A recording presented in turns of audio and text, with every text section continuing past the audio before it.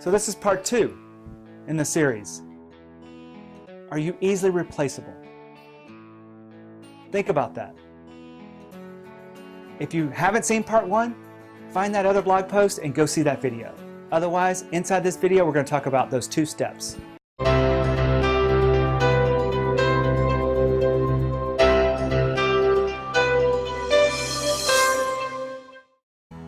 So I told you there's 2 steps inside this video. They're pretty simple, very straightforward. Choose a narrow focus is step 1. Choose a narrow focus. And step 2, tell others about that focus. I know, it's pretty simple, right? Let's break down the first one. Choosing your focus. A lot of people will resist that. I know. I work with a lot of web designers, and we talk about focusing your business. They wear that I have served so many clients like a badge of honor. And they talk about how many different clients they've worked with. But I want to tell you something. A lot of your clients see that as a different way. It's not a badge of honor. They see it as you're scattered and that you might not be the right person for them. So this is something I wanted to tell you. I talk so much about who you serve because that's one way to focus.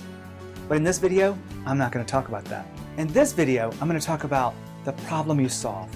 One challenge that you can solve would be helping clients build their list. I know it sounds pretty narrow, but there's a lot that goes into that. There's a lot of understanding that needs to be done from the client side and a lot of technology and tools that you need to be aware of and that put in place for the client. And then you've got to test things and help them through this process. It's not a one-time event and you're out.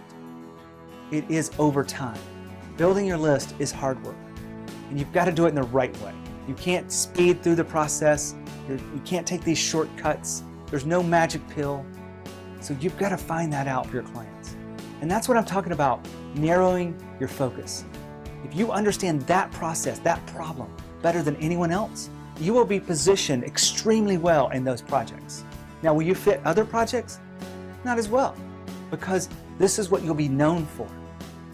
If you want to be irreplaceable and not be a commodity, narrow your focus. So that's just one example. There are many examples that you could use. We could do landing pages, squeeze pages. You could do membership courses. How about just online training courses? These are popping up all over the place. Every coach I know is putting these things together, including me. So if you solve those problems for the people you serve, you would be irreplaceable. I'm going to wrap this video up because I want you to think about this. And if you are irreplaceable in the work you do, I want you to leave me a comment. Tell me that story. I love to hear those stories, and I just might feature you here on my blog post. If it's something you feel like you'd like to work on, put a comment on this page as well, because I'll respond to that comment. I'll engage with you. I'll answer questions if I can. So that's it. 2 steps. Narrow your focus and tell others about it. I didn't talk too much about tell others because it really is taking that story and taking that success and packaging it up in a way that you can get to your market and that you can tell them the value that you create and what you're worth. So think about those things. So that wraps up this 2-part series. If you saw this on YouTube, I want you to go to my website, coreelevation.com, and find it, subscribe so you can get future updates.